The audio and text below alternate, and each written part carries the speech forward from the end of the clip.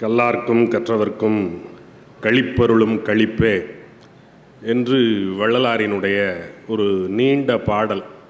அதனுடைய தொடக்க வரி கல்லார்க்கும் கற்றவர்க்கும் களிப்பொருளும் களிப்பே, மதியார்க்கும் மதித்தவர்க்கும் மதியருளும் மதியே, நல்லார்க்கும் பொல்லார்க்கும் நடுநின்ற நடுவே என்றெல்லாம் அவர் இறைவனை பற்றி பாடுகிறார். பாடிவிட்டு நான் புனையும் இசை மாலையும் புனைந்தருளே என்று அந்த பாட்டை முடிக்கிறார். அவர் அதில் வைக்கிற செய்தி என்ன அப்படின்னா, படிக்காதவனுக்கும் படித்தவனுக்கும் கடவுள் ஒரே மாதிரி தான் நடந்துக்குவார். நல்லவனுக்கும் பொல்லாதவனுக்கும் கடவுள் ஒரே மாதிரி தான் நடந்துக்குவார். மதிக்கிறவனுக்கும் மதிக்காதவனுக்கும், கும்பிடுறவனுக்கும் கும்பிடாதவனுக்கும் கடவுள் ஒரே மாதிரி தான் நடந்துக்குவார். அப்படின்னா கும்பிடுகிறவர்களுக்கு கேள்வி வருகிறது, கும்பிடுறவனுக்கும் கும்பிடாதவனுக்கும் ஒரே மாதிரி தான் கடவுள் நடந்துக்குவார் அப்படின்னா நான் ஏன் அந்த கடவுளை கும்பிடணும்? எல்லாருக்கும் ஒரே மாதிரி தான் நடந்துக்குவார், எனக்கு எந்த சலுகையும் செய்ய மாட்டார் அப்படின்னா நான் எதுக்காக அந்த கடவுளை கும்பிட வேண்டும்? நான் எதற்காக அந்த கடவுளை மதிக்க வேண்டும்? பொல்லார்க்கும் அதுதான் செய்வார் என்றால் இப்போ இது என்ன? ஒரு பொது நிலையில் கடவுளை நிறுத்திடுறார், நடுவில் நிறுத்திடுறார். கடவுள் என்ன செய்வார்? ஒன்றும் செய்ய மாட்டார், சும்மா இருப்பார். ஒரு படத்தில் விவேக் ரவுடியாக இருப்பார், 2 பேர் கூட இருப்பாங்க. ஒரு பெரிய கூட்டம் விவேக்கை பார்க்குறதுக்காக வரும். உங்களை நம்பி இவ்வளோ பேர் வந்திருக்காங்களே, இவங்களுக்கெல்லாம் நீங்கள் என்ன செய்ய போகிறீங்க அப்படின்னு கேட்கும்போது, உங்கள் 2 பேருக்கு நான் என்ன செஞ்சேன்? ஒன்றும் செய்யலை, அதே தான் இவங்களுக்கும் அப்படின்னு அவர் சொல்கிறார் இல்லையா? அதே தான் கடவுளுக்கும். நல்லவனுக்கு என்ன செய்கிறாரோ அதே தான் பொல்லாதவனுக்கு. என்ன செய்வார்? ஒன்றும் செய்ய மாட்டார், சும்மா இருப்பார். அவர் அப்படியெல்லாம் செய்ய முடியுமான்னு நீங்கள் யோசிச்சு பார்க்கணும். கடவுள் வேண்டுகிறவர்களுக்கு வேண்டியதையெல்லாம் தந்துவிட முடியுமா? யாரெல்லாம் வேண்டுகிறார்களோ அவர்களுக்கெல்லாம் வேண்டியதையெல்லாம் கடவுள் தந்து விடுவார் என்றால் இந்த உலகம் என்பது வேண்டுகிறவர்களினுடைய வேட்டைக்காடாக ஆகிவிடாதா? எல்லாரும் வேண்டியே வாங்கிட்டு போயிடுவான்ல, எவனும் உழைக்கவே மாட்டானே. யவக்கிரீதன் கதைன்னு ஒரு கதை இருக்குது மகாபாரதத்தில். 2 ரிஷிகள் பக்கத்தில் ஆசிரமம் அமைத்து கொண்டு வாழ்கிறார்கள் காட்டில். இவருக்கு ஒரு மகன், அவருக்கு ஒரு மகன். அந்த ரிஷியினுடைய மகன் மாபெரும் அறிஞன், பெரிய கெட்டிக்காரன், எல்லாத்தையும் தெளிவாக படித்து வச்சுருக்கான், ரொம்ப நுட்பமான ஆள். ஆனால் இவருடைய மகன் பேர் யவக்கிரீதன். அவன் முட்டாப்பைய, ஒன்றுமே தெரியாது, மண்ணு. அப்போ அவங்க அப்பா திட்டிக்கிட்டே இருக்கார், அவனை பாடுறா எப்படி இருக்கான், பிரமாதமாக இருக்கான், எப்படி படிக்கிறான் பாரு, நீ முட்டாப்பையெல்லாம் இருக்க, மண்ணு பயலாக எனக்கு பிறந்து தொலைச்சிருக்கியடா, என் பேரை கெடுத்துருவ போல இருக்கே அப்படின்னு திட்டிக்கிட்டே இருக்கார். இவன் ரொம்ப நொந்து போய் ஒரு நாளைக்கு இவன் நானும் தவம் பண்ணுறேன் அப்படின்னு போய் தவம் பண்ணுறான். தவம் பண்ணி இந்திரனை நோக்கி தவம் இருந்து ரொம்ப கடுமையான தவம் ஏற்றுகிறான். இந்திரன் வருகிறான். இந்திரன் இவனிடம் என்ன வரம் வேணும் உனக்குன்னு கேட்குறான். எனக்கு கல்வி அறிவு வேணும் அப்படின்னு கேட்குறான். அறிவு வேணும் அப்படின்னு இவன் கேட்குறான். இந்திரன் சொல்கிறான், அதை என்னால் தர முடியாது. ஏன்? அது நீ முயற்சி செஞ்சால் தான் வரும். அறிவுங்கிறது உன் தலையை திறந்து இன்னொருத்தன் உள்ளே போட்டு போகிறது மாதிரி. அது என்ன கோயில் உண்டியலா, காசை உள்ளுக்குள்ளே போடுறது மாதிரி அறிவை தூக்கி மண்டைக்குள்ளே போடுறதுக்கு? அது நீ முயன்றால் தான் வரும், இல்லைன்னா வராது.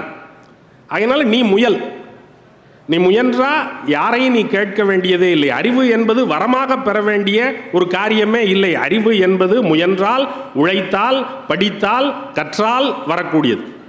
அதனால் இது உன்னுடைய முயற்சியில் நடக்க வேண்டியதே தவிர நான் வரம் தந்து நீ பெற வேண்டிய காரியம் இல்லை அப்படின்னு அவன் சொல்கிறான். அப்போ நீங்கள் எதை வரமாக வேண்டினாலும் நீங்கள் யோசிச்சு பாருங்களேன். ஒரு வத்தல் வியாபாரி இருக்கார், மிளகா வத்தல் மற்றவையெல்லாம். அவருக்கு என்ன வேணும்? நல்ல வெயில் அடிக்கணும். வெயில் அடித்தா தான் அந்த வத்தலெல்லாம் காயும். காஞ்சா தான் அவர் மார்க்கெட்டில் கொண்டு போய் அந்த வத்தலை வியாபாரம் பண்ணலாம். அப்போ வானிலை அறிக்கையில் இன்று வானம் வட தமிழ்நாட்டில் மேகமூட்டத்துடன் காணப்படும், ஓரிரு இடங்களில் மிதமான மழையோ அல்லது கனமழையோ பெய்யக்கூடும்னு சொல்கிறான்னு வச்சுங்க. அப்போ வத்தல் வியாபாரிக்கு பதக்குன்னு இருக்கும். ஐயோ, நம்ம வத்தலெல்லாம் காய போட்டிருக்கோமே, எல்லாம் நனைஞ்சு நமுத்து போச்சுன்னா இதை கொண்டு போய் மார்க்கெட்டில் விற்க முடியாதே அப்படின்னு நினச்சி அவன் பக்கத்தில் இருக்கிற பிள்ளையார் கோயிலில் இன்றைக்கி மழை பெய்யாமல் நல்லா வெயில் அடிச்சிச்சின்னா 108 தேங்காய் உடைக்கிறேன்னு வேண்டிக்கிறான். பக்கத்தில் விவசாயம் பண்ணுற விவசாயி எதையோ விதைத்து விட்டு, அப்பா மழை வரும்னு சொல்கிறாங்க, மழை சொன்னபடி வந்துருச்சுன்னா பிள்ளையாரப்பா உனக்கு 108 தேங்காய் உடைக்கிறேன் அப்படின்னு அவனும் வேண்டிக்கிறான். இப்போ இந்த பிள்ளையாரப்பன் யாருக்கு வரம் கொடுப்பார்? 2 பேரும் ஒரே ஊரில் இருக்கான். வேறு வேறு ஊர்னா அந்த ஊருக்கு மழையை பெய்வோம், இந்த ஊருக்கு வெயிலை காய்வோம்னு ஈஸியாக தீர்மானம் பண்ணிட்டு போயிடுவார். ஒரே ஊரில் இருக்காங்க, இவன் வெயில் வேணும்னு கேட்குறான், அவன் மழை வேணும்னு கேட்குறான். அவர் என்ன கொடுப்பார்? ஒன்றும் கொடுக்க மாட்டார், சும்மா இருப்பார். அப்போ கடவுள் கொடுத்து இதெல்லாம் வரல, அதெல்லாம் தானாக வருது, நடக்கிறதெல்லாம் தானாக நடக்குது. கடவுள் சும்மா தான் இருக்கார். நமக்கு வேண்டுவதற்கான ஒரு குறிப்பொருளாக வேண்டுமானால் கடவுளை வைத்து கொள்ளலாமே தவிர, கடவுள் அதை அருள்வார் இதை அருள்வார், வேண்டியவர்களுக்கு அதை கொடுப்பார், வேண்டாதவர்களுக்கு காலி பண்ணிடுவார், தீத்துருவார் அப்படின்னெல்லாம் கருத முடியாதுல்ல. ஒருத்தனை பழி வாங்கிறதுக்காக காளியாத்தா கோயிலில் போய் காசு வெட்டி போடுவாங்க. காசு வெட்டி போட்டு அவன் நாசமாக போயிடணும் அப்படின்னு காசு வெட்டி போடுவான். நாசமாயிடுவானா? அப்படியெல்லாம் காளியாத்தா நாசமாக்கிருமா ஒருத்தனை? அப்படி நாசமாக்கினா அது காளியாத்தாவா? அது நியாயமான தெய்வமா? ஒருத்தன் வேண்டதுக்காக இன்னொருத்தனை அழிக்கும் அப்படின்னா அந்த தெய்வம் நியாயமான தெய்வமா? அப்படிங்கிற கேள்விகளெல்லாம் நமக்கு வரணும். கடவுளால் சில வேலைகளை செய்யவே முடியாது.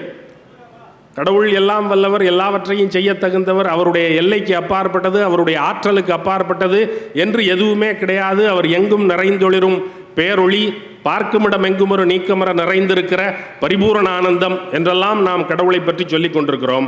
கடவுளால் சில வேலைகளை செய்ய முடியாது. என்ன வேலையை செய்ய முடியாது? இங்கேருந்து நம்ம பயலுக சில பேர் கள்ளத்தனமாக அமெரிக்காவுக்குள்ளே குடியேறிட்டாங்க. கள்ளத்தனமாக குடியேறினவனையெல்லாம் அவன் கண்டுபிடிச்சிட்டு இவனை பூரா தூக்கி வெளியே போட்டான்.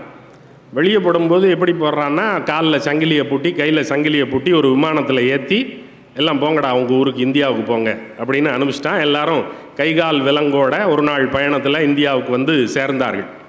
அமெரிக்கா தன்னுடைய நிலப்பரப்பிற்குள் அனுமதி இல்லாமல் குடியேறுகிற கள்ளக்குடியேறிகளை தன்னுடைய சட்ட வரம்புகளின் மூலமாக வெளியேற்றி இந்தியாவுக்கு திருப்பி அனுப்பித்துவிடும். கடவுள் தன்னுடைய நிலப்பரப்பிலிருந்து அப்படி யாரையேனும் வெளியேற்ற முடியுமா? அப்படின்னா முடியாது. ஏன்னா கடவுளினுடைய நிலப்பரப்பு எது? இங்கே இருக்கிற வீரராகவ பெருமாளினுடைய நிலப்பரப்பு என்பது திருவள்ளூர் மட்டுமா? அவருக்கு எஃபெக்ட் திருவள்ளூர் வரைக்கும் தாங்க. அந்த மணவாள நகரை தாண்டி அந்த பக்கம் போயிட்டோன்னா அவருக்கு சக்தி வேலை செய்யாது அப்படின்னு நம்ம கருத முடியுமா? நாங்கள் சென்னையிலேருந்து வந்து ஒரு கும்பிட போட்டு தானே உள்ளுக்குள்ளே வந்திருக்கோம். இவர் ஆற்றல் சென்னை வரைக்கும் வேலை செய்யும் அப்படின்னு நினச்சி தானே, நம்பித்தானே வந்து கும்பிட போடுறோம். அப்போ கடவுளினுடைய எல்லை என்பது எது? கடவுளினுடைய எல்லை உலகம் முழுவதும். தன்னுடைய எல்லையிலிருந்து அமெரிக்கா அனுமதி பெறாத ஒரு ஆளை, குற்றம் செய்த ஒரு ஆளை தூக்கி வெளியே போடுவது போல கடவுளால் ஒரு ஆளை தன்னுடைய எல்லையிலிருந்து தூக்கி வெளியே போட முடியுமா? அப்படின்னா போட முடியாது. ஏன்னா உலகம் முழுவதும் கடவுளினுடைய எல்லை, கடவுளினுடைய ஆட்சி பரப்பிற்கு அப்பாற்பட்டது என்று எதுவுமே கிடையாது. இப்படி நம்ம பேசுகிறோம்ல, விபூதி பூசி குங்குமம் வச்சிருக்கிற கடவுள் நம்பிக்கையாளர்கள் இதை பேசுகிறோம். கடவுள் நம்பிக்கையற்றவர்கள் என்ன பேசுவார்டே, கடவுளே இல்லை, சும்மா அவருக்கு எல்லை கொல்லைன்னுக்கிட்டு. இல்லாத கடவுளுக்கு என்ன எல்லை அப்படின்னு கேட்டால் திரும்பவும் இல்லைங்க தான். அப்போ கல்லார்க்கும் கற்றவர்க்கும் கழிப்பொருளும் கழிப்பே அப்படின்னு கடவுளை எப்படி சொல்கிறது? கடவுளே இல்லைன்னு சொல்கிறவனுக்கு கடவுள் எப்படி கழிப்பாவார்? அவர் எப்படி இன்பமாவார்? கடவுள் இருக்கிறார் என்று நம்புகிறவனுக்கு கடவுள் இன்பம், கடவுள் இல்லை என்று சொல்லுகிறவனுக்கு கடவுள் இன்பமே இல்லை. அப்போ கல்லாருக்கும் கற்றவருக்கும் கழிப்பொருளும் கழிப்பே அப்படின்னு கடவுளை சொல்ல முடியுமா? அப்படின்னா அதில் ஒரு கொக்கி ஒன்று விழுந்துருது. சரி, உண்மையிலே யோசிச்சு பார்ப்போம். இப்படி ரெண்டு தரப்பிலும் இருக்கிறவர்களுக்கு இன்பம் தரக்கூடிய பொருள் என்று ஏதேனும் இருக்கிறதா? நம்புகிறவர்கள் நம்பாதவர்கள், கற்றவர்கள் கல்லாதவர்கள், மதித்தவர்கள் மதியாதவர்கள், நல்லவர்கள் பொல்லாதவர்கள், எல்லாருக்கும் இன்பம் தரக்கூடியது ஏதேனும் இருக்கிறதா அப்படின்னு பார்த்தா ரொம்ப எளிமையாக நிறைய இருக்குது. ரொம்ப எளிமையாக அந்த பேச்சுக்காக ரெண்டு செய்தியை மட்டும் சுருக்குவோம். காப்பியும் தேநீரும் அது எல்லாருக்கும் கழிப்பொருளும், குடிக்கிறவர்கள் எல்லாருக்கும் கழிப்பொருளும். ஒருவேளை நான் காப்பி குடிக்கலை அப்படின்னா, நீங்கள் ஒருவேளை காப்பி விற்கிறவராக இருந்தீங்கன்னா அப்போவும் உங்களுக்கு அது கழிப்பொருளும். இந்த காப்பி தேநீர் இவற்றினுடைய வருகை இருக்குல்ல, இங்கே நம்முடைய நாட்டுக்குள்ளே இந்த வருகையை சிந்திச்சு பார்த்தீங்கன்னா இது நம்முடைய பானங்கள் இல்லை. நம்ம கூழ் குடித்தோம், கஞ்சி குடித்தோம், நீராகாரம் குடித்தோம், தேங்காய் தண்ணி குடித்தோம், இளநீ குடித்தோம், கல் குடித்தோம், இப்படி தானே நம்ம குடித்தோம். நம்ம காப்பி டீ எல்லாம் எங்கே குடித்தோம்? இது நம்முடைய பண்டம் இல்லை, நம்முடைய விளைபொருள் இல்லை, அது வெளிநாட்டிலிருந்து வந்தது. இங்கே இறக்குமதியான நம்முடைய பண்பாட்டின் மேலே படையெடுத்த ஒரு பொருள். இதை பற்றி 2 நூல்கள் எழுதப்பட்டிருக்குன்னா, காப்பி எப்படி இந்தியாவிற்கு வந்தது என்பதை பற்றிய ஒரு கட்டுரையை இப்போது நேற்று முந்தா நாள் சாகித்ய அகாடமி விருதை வாங்கிய ஆயிரா வெங்கடாசலபதி அவர் ஒரு நூல் எழுதியிருக்கிறார். அந்த காலத்தில் காப்பி இல்லை. அந்த காலத்தில் காப்பி இல்லை. அப்போ எப்போ வந்துச்சு, எப்படி வந்துச்சு, என்ன செஞ்சிச்சு என்பதை பற்றி ஒரு ஆய்வுக் கட்டுரை ஒன்று எழுதியிருக்கிறார். அந்த காலத்தில் காப்பி இல்லை என்று அந்த ஆய்வுக் கட்டுரையினுடைய தலைப்பு. அந்த கட்டுரையினுடைய தலைப்பு தான் அந்த புத்தகத்தினுடைய தலைப்பும். அந்த கட்டுரையில் அவர் சொல்கிறாரு, நம்ம கூலி அப்படின்னு சொல்கிறோம்ல, ஒரு எளிய தொழிலை செய்கிற, ஒரு தினசரி சம்பளம் வாங்குகிற ஒரு ஆளை கூலி அப்படின்னு சொல்கிறோம். அந்த கூலிங்கிற சொல் யாருடைய சொல் அப்படின்னா, உடனே எப்போவும் நம்ம ஆளுங்க எந்த சொல்ல கேட்டாலும் அது வடமொழியிலேருந்து வந்துச்சு, வடமொழியிலேருந்து வந்துச்சு, சம்ஸ்கிருதத்திலேருந்து வந்துச்சு அப்படின்னு சொல்லிடுவான்.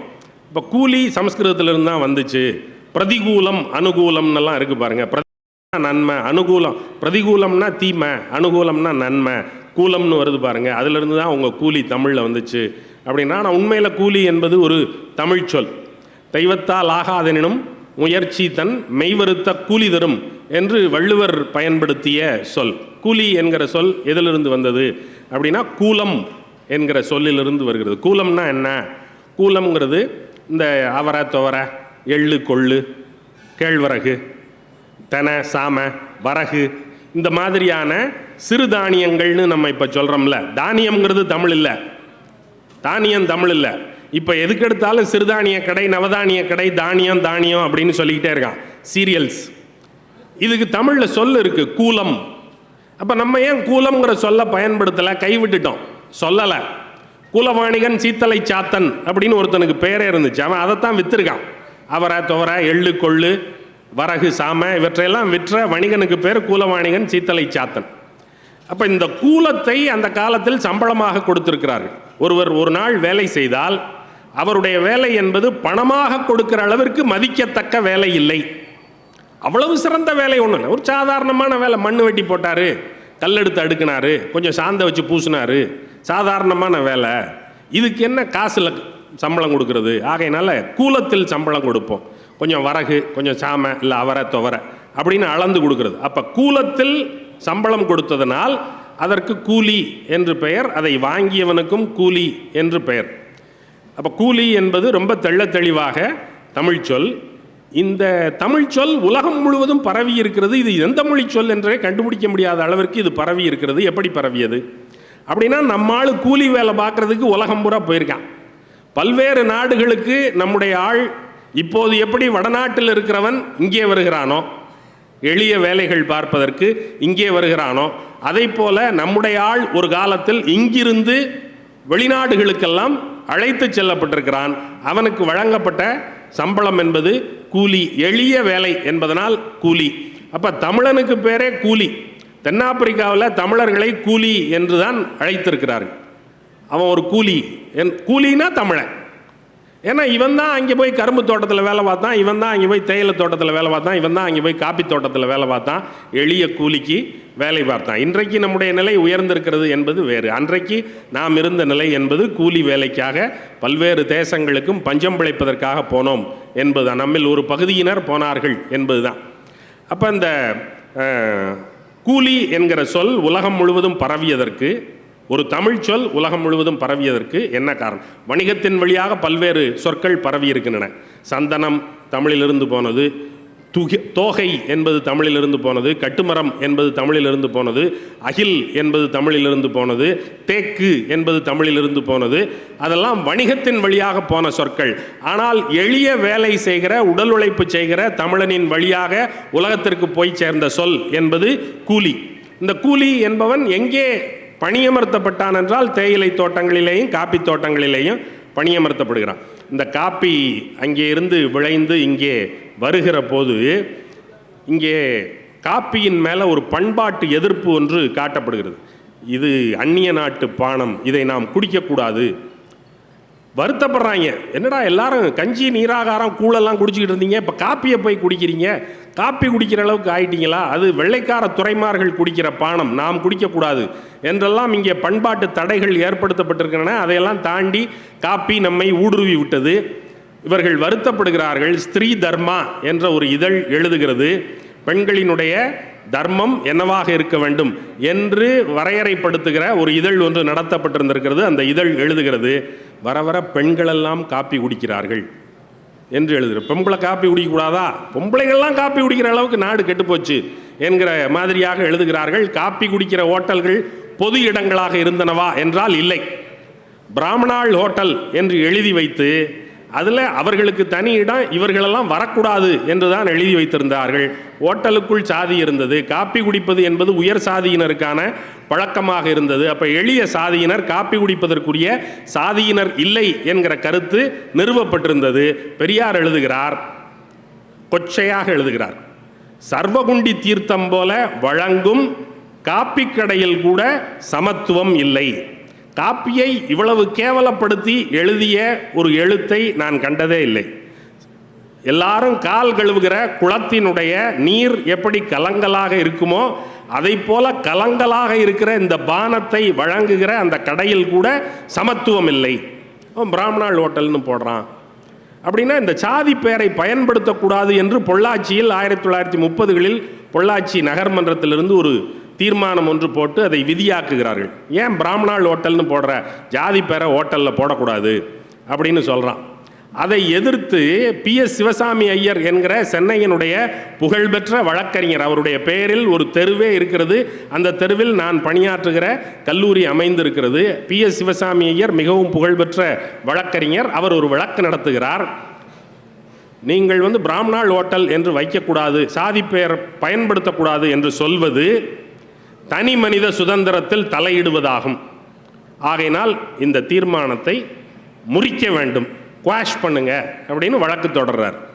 அப்போ இதை பயன்படுத்த முடியல, சாதி பேரை தூக்கு அப்படிங்கிறத நடைமுறைப்படுத்த முடியல. பிறகு பெரியார் திருவல்லிக்கேணியில் இருக்கிற பிராமணாள் ஹோட்டலுக்கு முன்னாடி ஆர்ப்பாட்டமெல்லாம் செய்து போராட்டம் நடத்தி சாதி பெயரை நீக்கு என்று சொல்லி பிறகு சாதி பெயரெல்லாம் நீக்கப்பட்டு இன்றைக்கு பிராமணாள் ஹோட்டல் என்று எழுதப்பட்ட ஹோட்டல்கள் இல்லை என்கிற நிலை உருவாக்கப்படுகிறது. அந்த தனி இடம் ஒதுக்குவதில்லை, ஒரு உயர் சாதியினருக்கு தனி இடம் ஒதுக்குவது என்கிற பழக்கம் கைவிடப்பட வேண்டும் என்கிற தீர்மானங்கள் எல்லாம் பின்னால் மெல்ல மெல்ல இந்த போராட்டங்களின் காரணமாக மெல்ல நடைமுறைக்கு வருகின்றன. நீண்ட நாட்கள் ஆகிறது.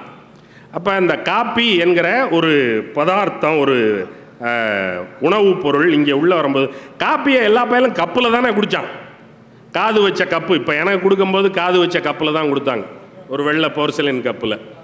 அப்புறம் உங்களுக்கு கொடுத்த போது அட்டை டம்ளரில் கொடுத்தாங்க, குடிச்சிட்டு தூக்கி போட்டுடலாம். அப்போ எல்லாரும் காப்பியை கப்பில் குடிக்கிறது தானே, சூடு தாங்கிறதுக்காக காதை பிடிச்சி தூக்கி கப்பில் குடிக்கிறது தானே வழக்கம். உலகத்தில் வெளிநாட்டில் இருந்து வந்த பானம் அது. அவன் எந்த முறையில் குடித்தானோ அந்த பானத்தை அதே முறையில் தானே இங்கே குடிக்கணும். பீர் குடிக்கும்போது பீர் குடிக்கிறதுக்குன்னு ஒரு கிளாஸ் வச்சுருக்கான்ல, பாதமெல்லாம் வச்சு அதில் தானே குடிக்கிறான், கிளிங்குன்னு மோதிக்கிட்டு தானே குடிக்கிறான். காப்பி குடிக்கிறதுக்கு மட்டும் நம்ம பயலுக்கு என்ன பண்ணாங்க, பானம் அவன் பானம், தயாரிப்பு முறை அவனுடையது, எல்லாம் அவனுடையது, பேர் உட்பட. நம்ம குழம்பின்னு பின்னாடி பேர் வச்சுக்கிட்டோம், ஆனால் எல்லாம் அவனுடையது, எல்லாம் அவனிடத்திலிருந்து அப்படியே எடுத்துக்கொண்டவன் அதை குடிப்பதற்கு மட்டும் டபராவும் டம்ளரும் கண்டுபிடிச்சான். டபரா டம்ளரில் தான் குடிக்கணும். ஏன் டபரா டம்ளரில் குடிக்கணும்? அப்போ தான் நீங்கள் அண்ணாக்க குடிக்கலாம். நீங்கள் கப்பில் தூக்கி அண்ணாக்க குடிக்க முடியுமா? மேலெல்லாம் வழிஞ்சிடும். அதனால் டபரா டம்ளரில் தூக்கி குடிக்கணும். சுடுமே அப்படின்னா அதை ஆற்றிக்கிறதுக்கு தான் கீழே இருக்கிற டபரா, அதில் ஆற்றி தூக்கி குடி, வாய்ப்படாமல் குடி, எச்சி படக்கூடாது அப்படிங்கிறது தான். அப்போ இந்த தீட்டு என்கிற கருதுகோள் அந்நியனுடைய பண்பாட்டு பதார்த்தம், அந்நியனுடைய பண்பாட்டு பதார்த்தம் இங்கே புழங்கும். ஆனால் அது இங்கே புழங்கும் போது கூட அந்த தீட்டு என்கிற கருத்தியல் அதற்குள் செருகப்படும். அப்போ இந்த பண்பாடு எதையெல்லாம் உள்வாங்குகிறதோ அதற்குள்ளே எல்லாம் தன்னுடைய முத்திரையாக இருக்கிற ஒரு கேடான வேலை ஒன்றையும் செருகி வைத்து விடுகிறது அப்படிங்கிறது தான் இதில் கவனிக்க வேண்டியது. காப்பி என்பது மேல்நிலை மக்களுக்கானது, தேநீர் என்பது எளிய உழைக்கும் மக்களுக்கானது. நீங்கள் ஹைவேல போனீங்கன்னா ரோடு பூரா Kumbakonam degree coffee, Kumbakonam degree காப்பின்னு போட்டு வச்சுட்டு இருந்தான். இப்போ என்ன அப்படின்னா, இப்போ ஆலங்குடியான் கருப்பட்டி காப்பி அப்படின்னு அங்கே நடுக வச்சுக்கிட்டு இருக்கான். எல்லாத்துலேயும் டபரா டம்ளரில் தான் கொடுக்குறாங்க. நடுவில் கொஞ்ச நாள் கிளாஸில் கொடுத்துக்கிட்டு இருந்தான். இப்போ மறுபடியும் கும்பகோணம் டிகிரி காப்பினா அந்த பண்பாட்டு மரபோட வரணும் அப்படின்னு ஒரு பித்தளை டம்ளர் மாதிரி மினுமினுப்பாக இருக்கிற மஞ்சள் கலர் டம்ளர் டபராவில் ஊற்றி கொடுக்குறான். அது கையில் வாங்கினா கொதிக்கும். அப்புறம் நீங்கள் ஆற்றி அதை குடிச்சிக்க வேண்டியதுதான். வாய் வச்சு குடிக்கலாம், இப்போ முன்னாடி அது கிடையாது. ஆனால் கண்டுபிடிக்கப்பட்டதனுடைய நோக்கம் வாய் வச்சு குடிக்கக்கூடாது, தீட்டாயிரும் அப்படிங்கிறது தான். அப்போ தேநீர் என்பது எளியவர்களினுடைய. தேநீருக்கு டபரா டம்ளர் போட்டானா? எங்கேயாவது டீயை டபரா டம்ளரில் கொடுக்குறானா? வாய் வச்சு குடிங்கன்னு கிளாஸில் தானே ஊற்றி கொடுக்குறான். அந்த கிளாஸை வேற அவன் ஒரு பேசினில் தண்ணி வச்சு கழுவிக்கிட்டே இருப்பான். அதுவே டீ மாதிரி தான் இருக்குது. நம்ம அதை ஏதாவது கருதுறோமா? அந்த டம்ளரில் வாங்கி குடிச்சிட்றோம்ல. அவன் அட்டை கப்பு கொடுத்தா கூட இல்லைங்க நான் சுற்றுச்சூழல் உணர்வு மிக்கவன், ஆகையினால நீங்கள் எனக்கு கண்ணாடி லோட்டாலே கொடுத்துருங்க அப்படின்னு கண்ணாடி டம்ளரில் வாங்கி அதை குடிச்சிட்டு வந்துடுறோம்ல. அப்போ தேநீருக்கு ஏன் அது வரல, காப்பிக்கு ஏன் அது வந்துச்சு? ஏனென்றால் காப்பி புழங்கிய இடம் வேற, தேநீர் புழங்கிய இடம் வேற. இவன் எளியவன் குடித்தான், இவனுக்கு தீட்டு இல்லை, இவன் எச்சிப்படுத்தினா ஒன்றும் பெரிய குற்றம் இல்லை. எச்சி என்பது இவனுக்கு பொருட்படுத்தத்தக்கது இல்லை. காப்பி குடித்தவனுக்கு அது பொருட்படுத்தத்தக்கது, டீ குடித்தவனுக்கு அது பொருட்படுத்தத்தக்கது இல்லை. ஆகையினால இவன் எச்சி லோட்டாவாக இருந்தாலும் பரவாயில்ல, ஏதோ கழுவி அலசி கொடுத்துட்டான் வாங்கி குடிப்போம் அப்படின்னு குடிக்கிறான். அப்போ டீ எளியவர்களினுடைய டீ. அப்படி உண்மையிலேயே எளியவர்களினுடையதா? ஒயிட் டீன்னு ஒரு டீ இருக்குது. இந்த ஒயிட் டீ வந்து 100 கிராம் 1500 ரூபா, கிலோ 15000 ரூபா. ஒரு டீயாக வாங்கி குடிச்சிங்கன்னா இத்தினூண்டு கப்பில் அவன் கொடுக்குறான், அதுக்கு 100 ரூபா வாங்குறான் சுவை பார்க்கறதுக்கு. அவ்வளவு காசுக்கும் டீ இருக்கு. ஆனால் ரொம்ப எளியவர்கள் 10 ரூபா கொடுத்து வாங்கி குடிக்கிறதுக்கும் டீ இருக்கு. அப்போ டீ என்பது எளியவர்களினுடையது அப்படின்னு வச்சா இது எப்படி உள்ளே வந்துச்சு? டீ நம்முடைய நாட்டினுடைய பண்டம் இல்லை, அது சீனாவினுடைய பண்டம். அதனுடைய பேரே அவன் சா அப்படின்னு தான் வச்சுருக்கான். அந்த சாங்கிறத தான் இவங்க சாயா அப்படின்னு மாற்றி தே அப்படின்னு வச்சுருக்கான். தேங்கிறதுல இலையை போட்டு நம்ம தே இலைன்னு ஆக்கிட்டோம். அதை நீராக்குனா அது தே நீர் அப்படின்னு ஆக்கிட்டோம். தே என்பது சீனாக்காரனுடைய சொல், சா என்பது சீனாக்காரனுடைய சொல், சாயா தேநீர். ரைட். அவன்கிட்ட இருந்து எப்படி நம்மகிட்ட வந்துச்சு? டச்சுக்காரன் வழியாக வெளியில் போகுது, டச்சுக்காரன் வழியாக வெளியே போய் இங்கிலாந்துக்காரன் வழியாக உள்ளுக்குள்ளே வருது. டச்சுக்காரன் தான் முதல்ல இது எல்லாத்தையும் தேநீரை வாங்கி அங்கெல்லாம் கொண்டு போகிறான். இது மருந்து பொருள். சீனாக்காரனுக்கு அதில் என்ன மருந்து தன்மை இருக்குது? சீனாக்காரனும் ஜப்பான்காரனும் தியானம் பண்ணுவாங்க. தியானம் பண்ணுறதுக்கு நீங்கள் உட்கார்ந்தீங்கன்னா கொஞ்சம் நேரத்தில் தூக்கம் வந்துடும். தியானம் பண்ணும்போது உங்களுக்கு என்ன சொல்லுவாங்கன்னா, நல்லா நிமிந்து உட்காந்துக்குங்க, முதுகு சரியக்கூடாது, பத்மாசனம் போட்டுங்க, இல்லை சம்மணம் கட்டி உட்காந்துங்க, கையை மடியில் இப்படி வச்சுக்குங்க, ஒரு சின் முத்திரை பிடிச்சிக்குங்க, பிடிச்சிக்கிட்டு கண்ணை மூடிட்டு இந்த நெத்திக்கு நடுவில் அப்படி கான்சன்ட்ரேட் பண்ணுங்கள் அப்படின்னு அவன் சொல்லுவான். நீங்கள் ஒரு 2 நிமிஷம் கான்சன்ட்ரேட் பண்ணிங்கன்னா 3ஆவது நிமிஷம் டர்ன்னு சத்தம் வரும், கரெக்டாக தூக்கம் வந்துடும். அப்போ தியானம் பண்ணும்போது தூக்கம் வராமல் இருக்கணும்னா என்ன செய்யணும்? நான் கார் ஓட்டும் போது தூக்கம் வந்துருச்சுன்னா கொஞ்சம் அந்த பாக்கு எடுத்து போட்டுக்குவேன். ஒரு துவர்ப்பு வாய்க்குள்ளே இருந்துச்சுன்னா தூக்கம் போயிடும் அப்படிங்கிறதுக்காக. அப்போ தியானம் பண்ணும்போது தூக்கம் வந்துச்சுன்னா அவன் என்ன செய்வான்? அவனுக்கு பாக்கு இல்லை, தேயிலையினுடைய ஒரு சுருட்டை எடுத்து வாயில் வச்சுக்குவான், அதை ஊற வச்சுருவான். அது உள்ளுக்குள்ளே தேயிலை ஊறிக்கொண்டே இருக்கும். அது நல்ல கசப்பில் இருக்கும் தேநீர், தேயிலை. அதனுடைய ஊறல், அந்த கசப்பு இவனுக்கு ஒரு முழுமையான விழிப்புணர்வை கொடுக்கும். அதனுடைய சாரம் இறங்கும் போது இவன் ரொம்ப புத்துணர்ச்சி அடைந்ததாக இவன் கருதுகிறான். அப்போ அது ஏதோ ஒரு வேலையை செய்யுது. அப்போ இது வந்து ஒரு மருந்து என்று கருதப்பட்டு வெளிநாடுகளுக்கு இந்த பொருள் ஏற்றுமதி செய்யப்படுகிறது. ராசாக்களுக்கான பருகும் பானமாக அது கொண்டு செல்லப்படுகிறது. 14ஆம் லூயி பிரான்சினுடைய அரசன், பெரிய அரசன், சன் கிங் என்று தனக்கு பெயர் சூரிய அரசன் என்று பெயர் வைத்து கொண்டவன். அவன் வந்து ஒரு பெரிய தங்க பாத்திரத்தில் டீ குடிப்பானான். அவ்வளோ பெரிய ஒயின் குடிக்கிறவன் அவன். பிரான்ஸில் இருக்கிறவன் பூரா ஒயின் குடிக்கிறவன். பிரெஞ்சு கலாச்சாரத்தினுடைய அடிப்படை பண்பாடு நீங்கள் குடிக்கணும், ஒயின் குடிக்கணும், அது அடிப்படை. அவன் பெரிய தங்க பாத்திரத்தில் தேநீர் குடிக்கிறான். அப்போ அரசர்கள் குடிப்பதற்கான பண்டம் தேநீர் என்று கருதப்படுகிறது. ஏனென்றால் அது மருத்துவ குணமுடையது. உங்களுடைய முடக்குவாதம் மற்றவற்றையெல்லாம், கவுட் அப்படின்னு அவனுக்கு ஒரு நோய் இருக்குது, முடக்குவாதம், அதை நீக்கும் தேநீர் என்று கருதப்படுகிறது. ஆகையினால போகுது, பெரிய டிமாண்ட் இருக்குது. சீனாவிலேருந்து வரணும், டச்சுக்காரன் கொண்டு போகிறான். டச்சுக்காரன்ட்டு அது எப்படி இங்கிலீஷ்காரனுக்கு போச்சு, வெள்ளைக்காரனுக்கு, பிரிட்டிஷ்காரனுக்கு அப்படின்னா, டச்சுக்காரன் வந்து இந்தியாவுக்கு வந்து முதல்ல பிடிச்சிட்டான். வாஸ்கோட காமா வந்து இறங்கின போது இங்கே பிடிமானம் வந்துருச்சு. கோவாவை பிடிச்சிட்டான், பாம்பேயை பிடிச்சிட்டான், எல்லாத்தையும் பிடிச்சி வச்சுருந்தான். இந்த போர்ச்சுகீசியர்கள் வந்து பிடிச்சாங்க. போர்ச்சுகீசிய இளவரசியை இங்கிலாந்து அரசனாகிய 2ஆம் சார்லஸுக்கு திருமணம் செய்கிறார்கள். திருமணம் செய்யும்போது நம்முடைய ஊர்களிலெல்லாம் திருமணம் செய்யும்போது நம்முடைய வீட்டுக்கு மாப்பிள்ளையை அழைத்து நம்முடைய வீட்டில் பெண் வீட்டார் பிடித்த மண்டபத்தில் திருமணம் செய்து வைத்து பிறகு பெண்ணை அழைத்து கொண்டு போய் அவர்களுடைய வீட்டில் விடுகிற நடைமுறை. அவங்கெல்லாம் என்ன பண்ணுவாங்கன்னா நாடு விட்டு நாட்டு கல்யாணம் பண்ணுறான், கடல் தாண்டி போகணும்.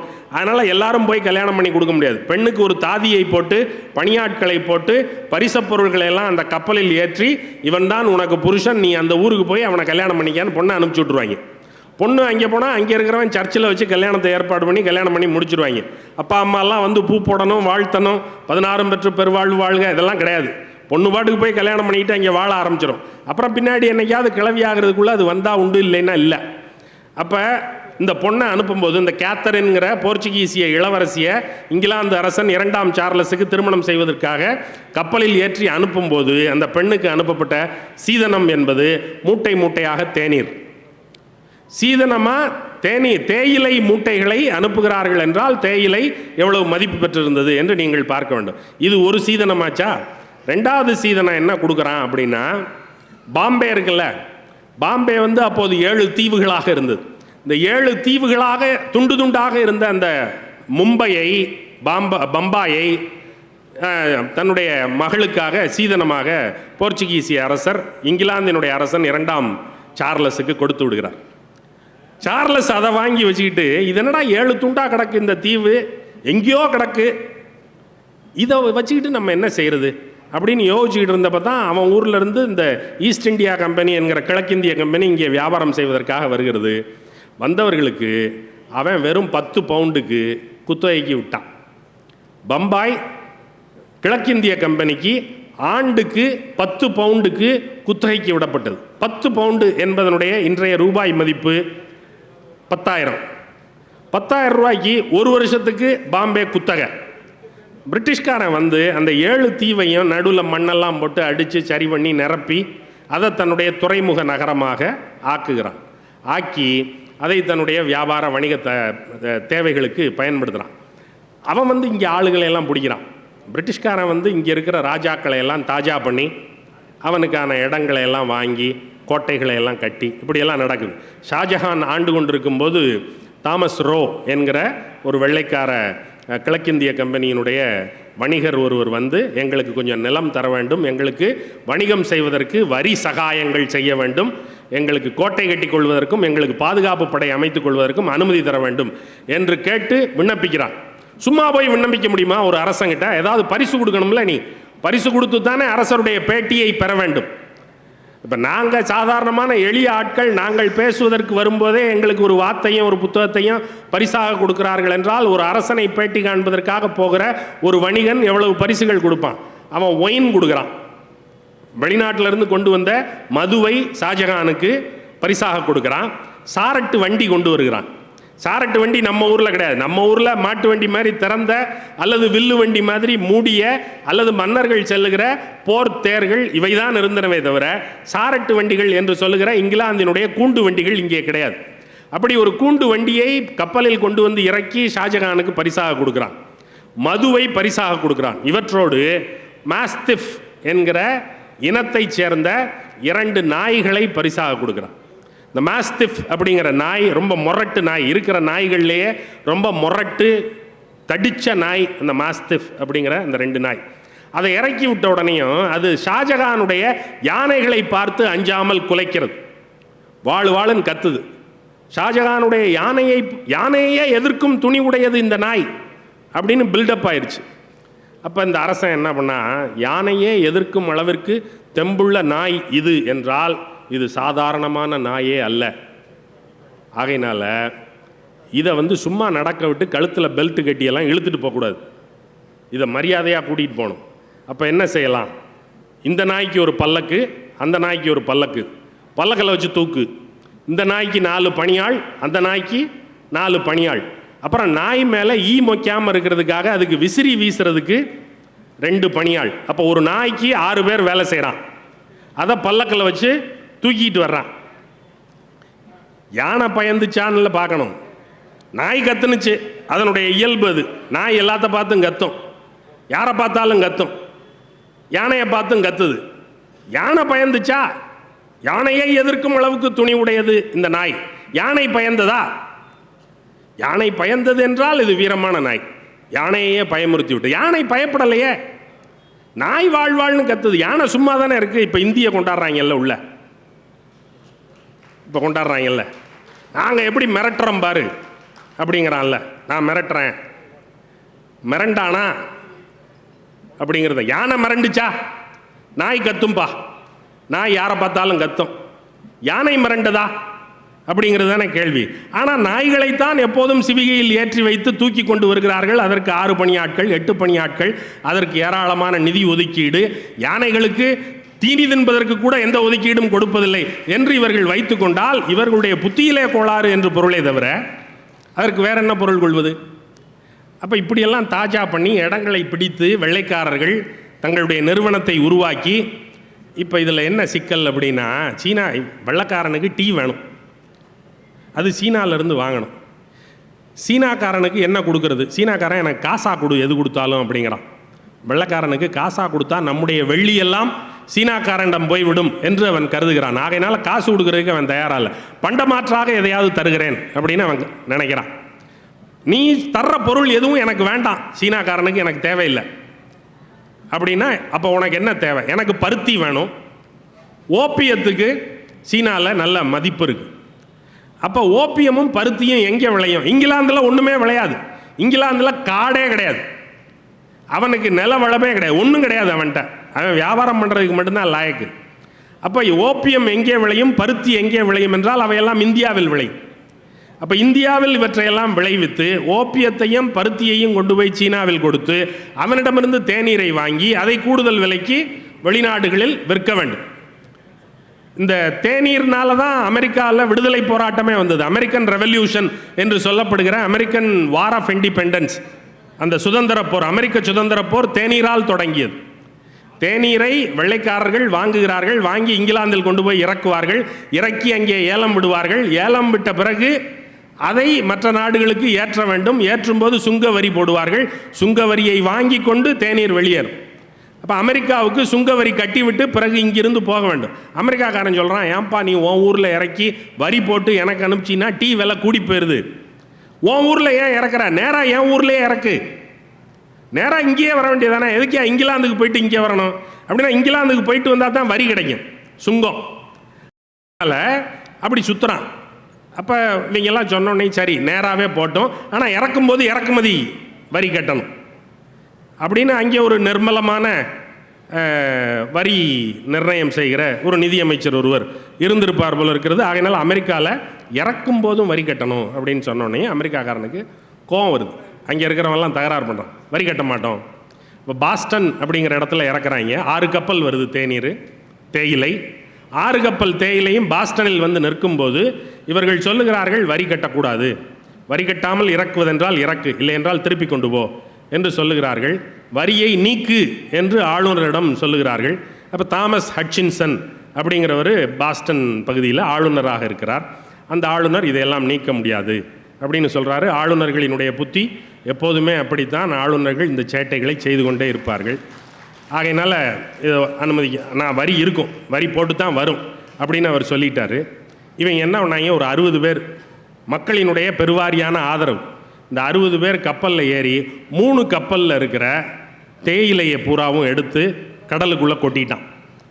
6 கப்பல் தேயிலை வந்தது. 3 கப்பல் தேயிலையை 60 பேர் 3 மணி நேரம் அள்ளி அள்ளி கொட்டி 3 கப்பல் தேயிலையும் கடலில் கவிழ்க்கப்பட்டு விட்டது. கடலுக்குள்ளே டீ போட்டான். அதனால் அதுக்கு பாஸ்டன் டீ பார்ட்டி என்று அதற்கு பெயர். அது 1775 நடக்கிறது, 73 நடக்கிறது. 1775 அமெரிக்காவினுடைய விடுதலை போர் தொடங்குகிறது. 1776 அமெரிக்கா தான் சுதந்திரம் அடைந்து விட்டதாக அறிவித்து கொண்டு விட்டது. Declaration of independence 1776. ஆனால் அதுக்கான தொடக்க புள்ளி எது அப்படின்னா, ஒரு பண்டத்தை கொண்டு வந்து உங்களிடம் இறக்கி அந்த பண்டத்தை உங்கள் மேல் திணித்து அதற்கு வரி போட்டு உங்களை கசக்கி முகர்ந்து பார்ப்பது என்கிற அந்த ஆதிக்க மனோபாவம் இருக்கிறது இல்லையா. டீ எனக்கு வேணுமா வேண்டாமா நான் தீர்மானிச்சுக்கிறேன். இவன் சொல்கிறான் பாஸ்டன்காரன், டீ குடிக்காத, டீ வாங்காத, டீ குடிப்பது தேச துரோகம் அப்படின்னு அவன் சொல்கிறான். அப்போ அமெரிக்க நிலப்பகுதியினுடைய விடுதலைக்கு அடையாளமாக இருந்தது தேநீர். இன்னொரு பகுதியில் அடிமை தலைக்கு அடையாளமாக இருந்ததும் தேநீர் தான். தேநீரை சீனாக்காரனிடமிருந்து பெறுவது மிகவும் கெடுபடியாக இருக்கிறது. இவன் ஓப்பியத்தை ஏற்றி கொண்டு போகிறான். ஓப்பியம் போதைப் பொருள். அதனால் சீன அரசு அதை எதிர்க்கிறது. இவன் போய் சண்டை போடுறான். சண்டை போட்டு சீனா தோற்று போய் பின்வாங்கிக்கிட்டே இருக்கான். ஓப்பியத்தின் மேல் இருந்த தடையை சீனா நீக்கி கொள்கிறது. இந்த போரில் நடந்த பேரமாக ஹாங்காங்கை இங்கிலாந்துக்காரன் பிடிச்சிக்கிட்டான். ஹாங்காங் ரொம்ப காலமாக இங்கிலாந்துக்காரன்ட்டு தான் இருந்துச்சு. அப்போ இது ஒரு நெருக்கடியை செலுத்தி சீனாவை அடிமைப்படுத்தி அவனிடமிருந்து தேநீரை உறிஞ்சுவது. இன்னொரு பக்கம் தேநீரை நம்முடைய நிலங்களில் விளைய வைக்க முடியுமா என்று ஆராய்ந்து அசாமிலும் இலங்கையிலும் தேநீரை விளைய வைக்க முயன்ற போது தாமஸ் லிப்டன் என்கிறவர் இலங்கையில் 3000 ஏக்கரை வாங்கி அதில் தேயிலை விளைவிக்கிறார். இன்றைக்கும் அந்த தேநீர் லிப்டன் டீ என்கிற பெயரில் இன்றைக்கும் வந்து கொண்டிருக்கிறது. அன்றைக்கு வாங்கியது. அதற்கு வேலை செய்வதற்கு யார் இருக்கிறார்கள் என்றால் தமிழ்நாட்டிலிருந்து கூலிகள் ஏற்றப்படுகிறார்கள். இலங்கை மலைதனிலே தமிழச்சி என்ன துன்பமெல்லாம் காணுகின்றாயடி என்று காசி ஆனந்தன் எழுதிய பாட்டொன்று இருக்கிறது. பிஜி தீவிலே எவ்வளவு பாடுபடுகிறீர்கள் என்று பாரதியார் எழுதிய பாட்டொன்று இருக்கிறது. இங்கே இருந்து போனவன் விளைவித்தான், இலங்கை பொன்னாக விளைந்து கொடுத்தது. உலகத்தினுடைய மிகப்பெரிய தேயிலை ஏற்றுமதியாளர் யார் என்றால் முதலில் கென்யா, 2வது ஆள் இலங்கை, 3வது ஆள் தான் இந்தியா. அப்போ உலகத்தினுடைய 2வது பெரிய தேயிலை ஏற்றுமதியாளராகிய இலங்கையினுடைய பெருவாரியான வெளிநாட்டு வருமானம் என்பது தேயிலையின் வழியாக நடக்கிறது. தேயிலையை அங்கே உற்பத்தி செய்வதற்கு தன்னுடைய உழைப்பையும் இரத்தத்தையும் சிந்தியவன் யார் என்றால் தமிழன். தமிழர்கள் இங்கே இருந்து 10 லட்சம் பேர் அங்கே கொண்டு போய் குடியேற்றப்பட்டார்கள். என்ன ஆனார்கள் என்றால் இலங்கை விடுதலை அடைந்த போது தமிழர்கள் எல்லாம் வெளியேறுங்கள் என்று அவர்கள் சொன்னார்கள். இலங்கை ஈழத்தமிழர்கள் பூர்வகுடிகள், மலைத்தோட்டங்களில் வேலை செய்தவர்கள், புதுக்கோட்டை ராமநாதபுரம் பகுதிகளிலிருந்து பஞ்சம் பிழைப்பதற்காக போனவர்கள் 10 லட்சம் பேர். 10 லட்சம் பேரும் வெளியே போ அப்படின்னு சொல்கிறான். நீ என்னுடைய நாட்டின் குடிமகன் இல்லை அப்படின்னு சொல்கிறான். 3 தலைமுறை இங்கே வாழ்ந்திருந்தால் நீ குடிமகன், இல்லை என்றால் நீ குடிமகன் இல்லை அப்படின்னு சொல்கிறான். அதைத்தான் இப்போ குடியுரிமை சட்டம்னு நம்ம நாட்டிலையும் நிறைவேற்றி வச்சுருக்காங்க. 3 தலைமுறை இங்கே வாழ்ந்தால் நீ குடிமகன், இல்லைன்னா இந்தியாவை விட்டு வெளியே போ. 3 தலைமுறை வாழ்ந்தால் இலங்கையினுடைய குடிமகன், இல்லைன்னா இலங்கையை விட்டு வெளியே போ அப்படின்னு அவன் சொன்னான். சொன்னபோது இங்கே இருக்கிற அரசு பஞ்சாயத்து பண்ணியதன் விளைவாக 5.25 லட்சம் பேர் இந்தியாவுக்கு திருப்பி அனுப்பப்பட்டார்கள். 3 லட்சம் பேரை மட்டும் இலங்கை வைத்து கொண்டது. 5.25 லட்சம் பேர் இந்தியாவுக்கு திருப்பி அனுப்பப்பட்டார்கள். மீதி 1.25 லட்சம் பேரை, 1.5 லட்சம் பேரை என்ன செய்வது என்று பேச்சுவார்த்தைகள் நடந்தன. சரி, நீ 75,000 வச்சுக்க, நான் 75,000 வச்சுக்கிறேன் அப்படின்னு பேரம் பேசினான். இது என்ன கத்திரிக்காய் வியாபாரமா இது?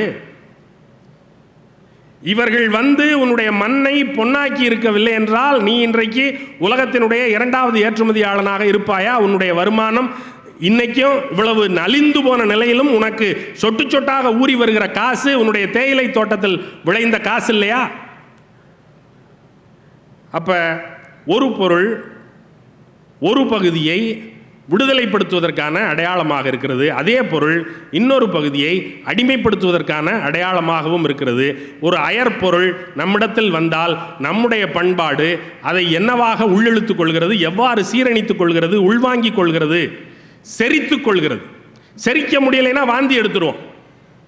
நீ எதை மேலே திணிச்சாலும் என்னால் செமிக்க முடிஞ்சா, சீரணிக்க முடிஞ்சா நான் உள்வாங்கிடுவேன், அதை என்னுடையதாக்கி கொண்டு விடுவேன். சிப்பியினுடைய வயிற்றுக்குள் போகிற ஒரு கரை அது முத்தாக மாறிவிடுவதைப் போல நான் முத்தாக உன்னுடைய பொருளை என்னுடைய பண்பாட்டு பொருளாக சுவீகரித்து கொண்டு விடுவேன். அது இனி என்னுடைய பொருள், என்னுடைய முத்திரை அதில் இருக்கிறது, நான் ஏற்றுக்கொள்கிறேன். நல்லது, பிரச்சனையே இல்லை. நீ திணிச்சு அது எனக்கு ஒவ்வலைன்னா நான் வாயில் எடுத்துருவேன். அப்படித்தான் வாயில் எடுத்துக்கிட்டு இருக்கான். இப்போ எனக்கு இது ஒத்துக்கலை, நீ திணிக்காத, எனக்கு வேண்டாம், எனக்கு வேண்டாம் அப்படின்னு வாயில் எடுத்துக்கிட்டே இருக்கும். அப்போ இது இருக்குல்ல, ஒரு பொருளை நாம் என்னவென்று உள்வாங்குகிறோம், என்னவென்று நம்முடைய பண்பாட்டு பொருளாக அடையாளப்படுத்திக் கொள்கிறோம் அல்லது புறந்தள்ளுகிறோம் அப்படிங்கிறது. இது எப்படி வரும் நமக்கு? இதை எப்படி அடையாளம் காண்றது? இன்னைக்கு வந்து தேவேந்திர பட்னாவிஸ் வந்து மகாராஷ்டிராவினுடைய துணை முதலமைச்சர், அவர் தானே முதலமைச்சர், அவர் தான் முதலமைச்சர். அவர் சொல்லுகிறார், அவுரங்காபாத்தில் இருக்கிற அவுரங்கசீபினுடைய சமாதியை இடித்து நீக்கிவிட வேண்டும். தூக்கு, அவுரங்கசீப் சமாதியை தூக்கு. அது ஒரு வரலாற்று அடையாளம் இல்லையா? அவுரங்கசீப் கொடுங்கோலன். யார் சொன்னார்கள்? நாங்கள் சொல்லுகிறோம். சாவான்னு ஒரு படம் வந்திருக்கு ஹிந்தியில். அந்த படத்தினுடைய அடிப்படையில் அது தூண்டிய உணர்வுகளின் பேரில் அவுரங்கசீப் சமாதியை இடிச்சு தூக்கி போடு அப்படிங்கிறான். அவன் ரொம்ப எளிய ஆள். அவன் பெரிய பிரமாதமான பிரம்மாண்டமான கட்டடங்களெல்லாம் கூட தன்னுடைய சமாதிக்கு கட்டிக்கொள்ளவில்லை. நான் இருப்பதே அடையாளம் தெரியாமல் இருக்க வேண்டும் என்கிற அடிப்படையில் அடையாளம் இல்லாத ஒரு சமாதி அது. அதை இடித்து தூக்கி என்ன செய்ய போகிறீர்கள்? அவன் ஒரு கொடுங்கோலன். அவன் கொடுங்கோலினுடைய அடையாளம். அவனுடைய சமாதி இடித்து நீக்கப்பட வேண்டும். ஏற்கனவே கொஞ்சம் பேர் கத்திக்கிட்டு இருக்கான். இவர் முதலமைச்சராக இருக்கிறவரும் சேர்ந்து அதை சொல்லுகிறார் என்றால் மகாராஷ்டிராவில் அது வலுப்பெறும் இல்லையா? அப்போது சமாஜ்வாதி கட்சியைச் சேர்ந்த ஒரு இஸ்லாமிய எம்எல்ஏ சட்டமன்றத்தில் பேசுகிறார்.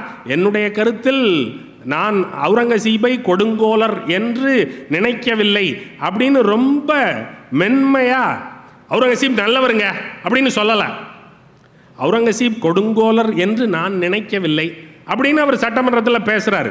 அது கலவரமாகுது. கலவரமாகி அவர் அந்த சட்டமன்ற கூட்டத்தொடர் முடிகிறது வரைக்கும் நீ சட்டமன்றத்துக்குள்ளே வராத அப்படின்னு தள்ளி வச்சிட்டான், நீக்கிட்டான். என்ன சொன்னார் பெருசா? உனக்கு என்ன தெரியும் அவுரங்கசீப்பை பற்றி? யாருக்கு என்ன தெரியும்? கொடுங்கோலன் கொடுங்கோலன் திரும்ப திரும்ப புத்தகங்கள் எழுதிட்டு இருக்கான். இப்போ சாரு நிவேதிதா ஒரு புத்தகம் எழுதியிருக்கிறாரு, நான் தான் அவுரங்கசீப். இப்போ அவுரங்கசீப்பை குறித்த பல்வேறு புத்தகங்களில் அவுரங்கசீப்பு கிட்ட கோளாறுகள் இருந்தன. எந்த ஆட்சியாளரிடத்தில் இல்லை. எந்த ஆட்சியாளர் ரொம்ப சொக்கத்தங்கம்? அசோகன் மேல் குறை உண்டு, ராஜராஜ சோழன் மேல் குறை உண்டு, ராஜேந்திர சோழன் மேல் குறை உண்டு, நெடுஞ்செழியன் மேல் குறை உண்டு. யார் மேல் குறை இல்லை? எல்லா ஆட்சியாளர்களுக்கும் உள்ள குறைகள் அவுரங்கசீப்பிடத்திலும் இருந்தன. அதற்காக ஒட்டுமொத்தமாக அவன் அயோக்கியத்தனம் மட்டுமே செய்தான் என்று எதனுடைய அடிப்படையில் தீர்மானிக்கிறீர்கள்? ஒரு குத்துமதிப்பாக சொல்லுவதுதான். சொல்லிவிட்டு போவோம். இவையெல்லாம் வாட்ஸ்அப் வழியாக பரவும், முகநூல் வழியாக பரவும், பல்வேறு இந்த சமூக ஊடகங்களின் வழியாக பரவும். நாம் அதையெல்லாம் கருதாமலேயே ஓ இருக்கலாம் என்று ஏற்கும் நிலைக்கு தள்ளப்படுவோம். சிக்கல் என்ன அப்படின்னா, கல்லாருக்கும் கற்றவர்க்கும் எதுவும் களிப்பு தராது. அப்படி ஒரு நடுநிலையான பொருள் என்று எதுவும் இல்லை. கல்லாருக்கும் கற்றவர்க்கும் களிப்பு தரக்கூடியது கடவுளும் இல்லை, தேநீரும் இல்லை, காப்பியும் இல்லை. கல்லாருக்கும் கற்றவர்க்கும் களிப்பு தரக்கூடிய ஒரே ஒரு விவகாரம் என்பது அவரவர் விடுதலை தான். எப்படி வரும்? கருதாம, சிந்திக்காம, கேள்விகள் கேட்காம, எல்லாவற்றையும் குருட்டாம்போக்கில் அவர் சொல்லுகிறார், இவர் சொல்லுகிறார், அவர் பெரியாள், அவர் சொன்னால் அது எப்படி பிழையாக இருக்கும் என்றெல்லாம் கருதி கருதி எல்லாவற்றையும் அப்படியே ஏற்றுக்கொள்வது என்கிற மனநிலைக்கு நாம் தயாராகிவிட்டால் பிறகு நமக்கு களிப்பு எப்படி வரும்? நம்முடைய விடுதலை அவனுடைய கையில் அல்லவா இருக்கிறது. நமக்காக சிந்திக்கிற பொறுப்பை அவனிடத்தில் அல்லவா ஒப்படைத்திருக்கிறோம். நான் சிந்தித்து சொல்வேன், நீ ஏற்றுக்கொண்டு அமை என்று அவன் சொல்லுகிறான். நீ ஏன்டா சிந்திக்கணும்? எனக்கு அறிவு இருக்குல்ல, நான் சிந்திப்பேன்ல. என்னுடைய விடுதலையை நான் சிந்திப்பேன். நான் மறுக்க வேண்டியவற்றை மறுப்பேன், ஏற்க வேண்டியவற்றை ஏற்பேன். எனக்கு களிப்பு தருவது விடுதலை தான். அதை நோக்கிய பண்பாட்டு செயல்களை நான் அமைத்து கொள்வேன் என்பதற்கான அடிப்படைகளாகத்தான் இந்த புத்தக கண்காட்சி மாதிரியான செயல்பாடுகளை நான் பார்க்கிறேன். இவை நீங்கள் கூட்டம் கேட்டுவிட்டு போவதற்காக ஏற்படுகிற கேளிக்கை கூட்டங்கள் இல்லை. நீங்கள் கொஞ்சம் சிரித்து உற்சாகப்பட்டு விட்டு போவதற்காக ஏற்பாடு செய்யப்படுகிற கேளிக்கை கூட்டங்கள் இல்லை. இவை நீங்கள் இங்கே கொஞ்சம் கேட்பதற்கும், நான் சொன்னதை சரிபாருங்கள், யார் சொன்னதையும் சரிபாருங்கள். பி யுவர் ஓன் லைட் அப்படின்னு புத்தன் சொல்றான். உனக்கு நீயே விளக்காக இரு. Don't rely on others. அடுத்தவன் மேலே ஏன் சார்ந்து நிற்கிற? உன்னுடைய அறிவினுடைய வெளிச்சம் உன்னுடைய பாதையை காட்டுவதற்கு போதுமானது. ஆகையினால நீ உனக்கு விளக்கு, நீயே தெளி. யார் சொன்னாலும் கேட்க வேண்டாம், நீ சரிபார், அதற்கான அறிவை தேடு, அதற்கான சிந்தனையை உருவாக்கிக்கொள், விசாரணைகளை நடத்து, புவியை உயர்த்து என்று சொல்லும் முகமாகத்தான் இந்த நிகழ்ச்சிகள் நடத்தப்படுகின்றன, புத்தக காட்சிகள் நடத்தப்படுகின்றன. ஆகையினால் கல்லாருக்கும் கற்றவர்க்கும் களிப்பளிப்பது விடுதலை மட்டும்தான். அதற்கான வாய்ப்புகளை தெளிவாக பயன்படுத்தி கொண்டு இந்த நம்முடைய மாநிலத்தை, இந்த நானில பரப்பை உயர்த்துமாறு வேண்டுகிறேன். வணக்கம்.